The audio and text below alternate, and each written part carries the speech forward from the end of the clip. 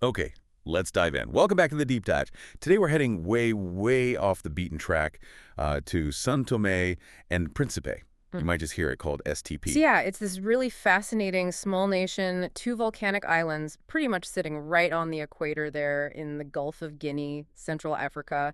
Think lush, tropical. And they have this nickname, right? The Chocolate Islands.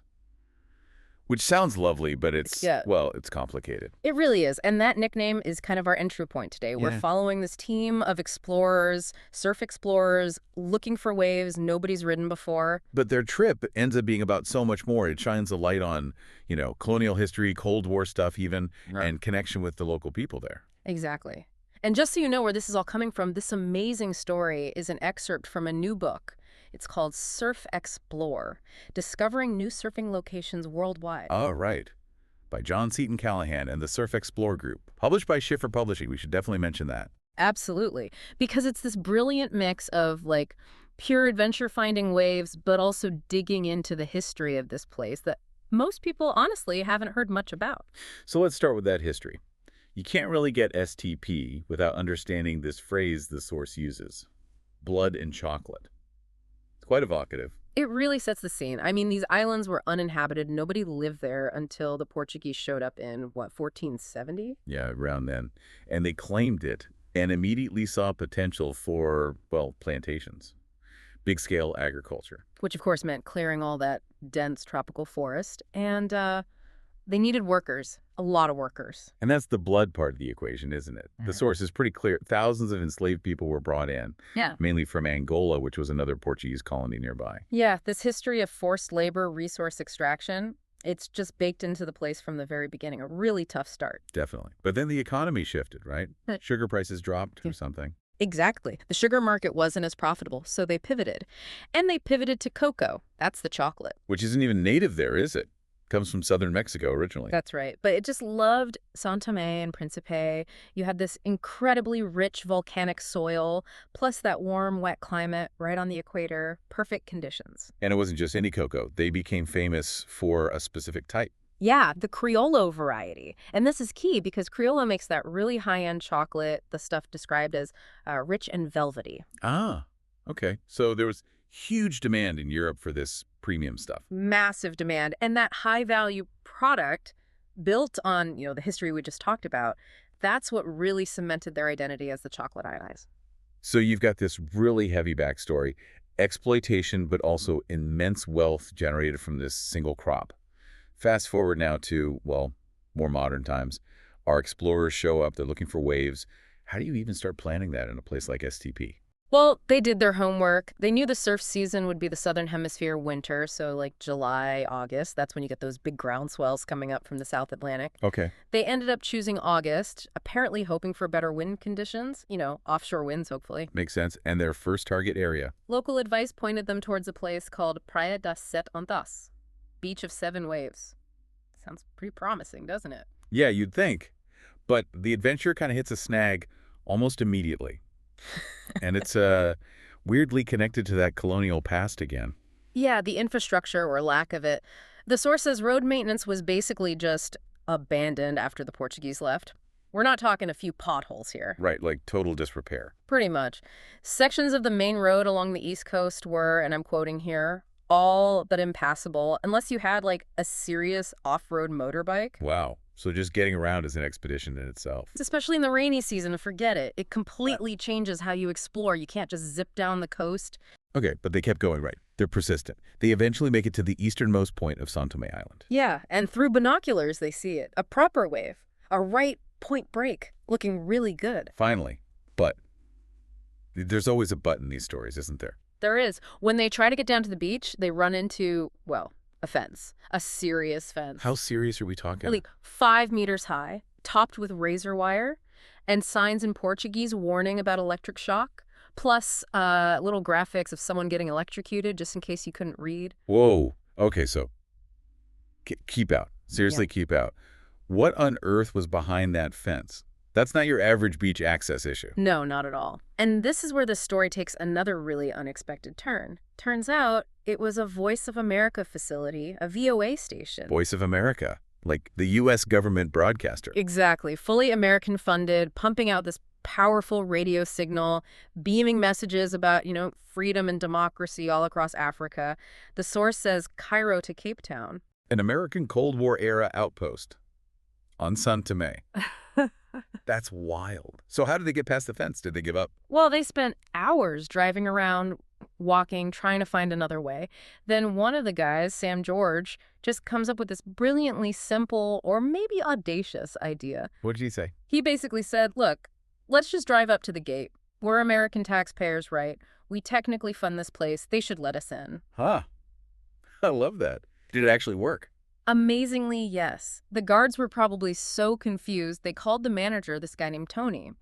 And Tony turns out to be a fascinating character himself. Oh, yeah. How so? Well, get this. Tony was originally from São Tomé, but he'd moved to the U.S., lived in Massachusetts for like 15 years, became a radio engineer. No way. Yeah. Then he sees an ad in some radio industry magazine for a manager needed at the VOA station back in São Tomé. That's incredible. Yeah. So he was perfect for the job, knew radio, spoke Portuguese, and was an American citizen. Exactly. The perfect bridge between all these worlds. And he comes out to meet the explorers, greets them in perfect American English, and is just like, sure, come on in. Amazing. And did he know about the wave? He knew of it. He said he didn't know anything about surfing, but he'd seen the waves breaking. He said they got up to 6 feet sometimes. And he was pretty sure in the 3 years he'd been there, no one had ever surfed it. He's like, you guys are going to be the first. The payoff after all that hassle with the roads and the fence. So what was the surf like? It was apparently epic. Head high, offshore winds, long right-handers just peeling around that point. The dream scenario. Fantastic. But knowing it was a VOA station, was there a catch? There was one very important catch. Tony told them they absolutely had to be out of the water by 6 p.m. sharp, 1800. Why? What happened at 6? That's when they cranked up the transmitter to full power for the evening broadcast across Africa. Tony's advice was basically, you really don't want to be floating in salt water directly in the path of that massive radio signal when it's at full strength. Yikes. Okay, surf's up, but watch the clock. What an image, surfing this perfect MD wave under the shadow of this giant American broadcast tower. Incredible, isn't it? So after that score, the team kept pushing south, down those terrible roads again, towards a town called Porto Alegre. And what did they find there? Well, they found another wave, and this one, the source calls one of the best waves in tropical Africa. Another long right point break, apparently just world class. Wow. But the town itself, Porto Alegre, was it set up for visitors? Not really, no. The source describes it as pretty rundown. There wasn't really anywhere suitable for them to stay. Okay, so where did they end up? Locals suggested they check out this tiny island just offshore, Ilhéu da Sorella, Turtle Dove Island. Rolas. Why is that significant? Well, for one, the equator literally runs right across this tiny island, and it used to be a private coconut plantation. Interesting, so they found a combination there. Yeah, they met this friendly Portuguese guy who was managing the very slow, delayed construction of a tourist resort there. He let them stay in the old main plantation house, which had been restored. Kind of a lucky break. Definitely sounds like it. An island on the equator. And this is where the story shifts again, right?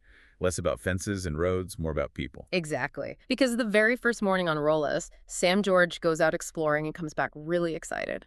What did he find? He said, there's a bunch of little kids surfing out there, right near where they were staying. No way. Local kids surfing. Yeah. The waves right there were apparently really gentle, kind of Waikiki-style, easy rolling surf. The swell was wrapping like 180 degrees around the island, so it was super mellow on that side. That's amazing. What were they riding? Proper boards? Nope. Simple, traditional wooden boards, no fins, just pure local ingenuity, kids having fun in the ocean. It was a beautiful sight, apparently. Wow. But the explorers, knowing about swell dynamics, Yeah. they probably figure if it's wrapping that much. Yeah. Then the other side of the island must be getting hit much harder. Exactly. So they asked the kids. And the kids knew. Oh, yeah. They led the team through the coconut groves along a path to this clearing. And there it was, the full force of the Atlantic. What did they find? Just thundering left-handers, a really powerful wave breaking over a reef point setup. Looked incredible, but also pretty heavy. Oh, a serious wave, yeah. They named it right there on the spot. 0.0? Because the equator line was so close. 0.0. I like it. Did the kids surf there? No, that's the crucial thing. They knew all about it, watched it break, but they told the explorers it was Far too big and powerful for them and their finless boards. No one had ever surfed it. So the explorers were genuinely the first on that wave. Seems like it. They finally got to paddle out on their actual surfboards and ride this untouched, powerful left. Incredible discovery. But the trip didn't just end with them surfing it, did it? There was something more. That's right. This is maybe the best part of the story. When the swell eventually dropped, the team decided they wanted to leave something behind, something for the kids who had guided them. What did they do? They decided to build them a proper surfboard. They actually learned from a local guy how to source the right kind of local wood from the island's forest and how to glue up a blank. Wow, a real collaboration. Totally.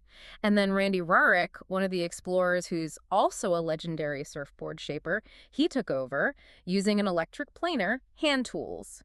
He shaped this blank into a real board, even nailed on a wooden fin. That's fantastic. What do they call it? They called it the Rolla Special. The Rolla Special. I love it. Yeah. How did the kids react? Oh, it was a huge moment. All the local kids gather around. They took turns riding it, their first new board in quite a while, as the source puts it. Just pure joy. That's such a great image. A real exchange, not just taking. Exactly. It felt like a gesture of respect, acknowledging the local knowledge that led them to point zero. And there's a nice little coda to the story, too. The resort manager, the Portuguese guy, he promised them he'd mount the Rolla Special, hand-shaped by Randy Rarick, over the bar when the resort eventually opened.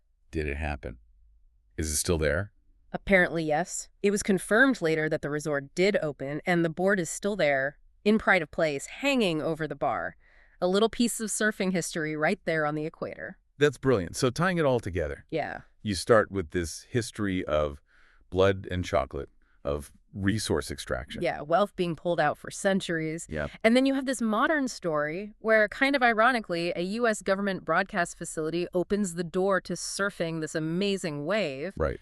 But the real culmination isn't just riding the wave, it's that connection with the kids and leaving behind the Rolla Special. It shows these layers of history, doesn't it? Even in remote places. It really does. And it makes you think, doesn't it? The explorers, they were technically the first to surf point zero, that powerful wave. But those kids, they were already surfing every day, using boards they made themselves from the island's trees. They were already connected to that ocean. That's a great point.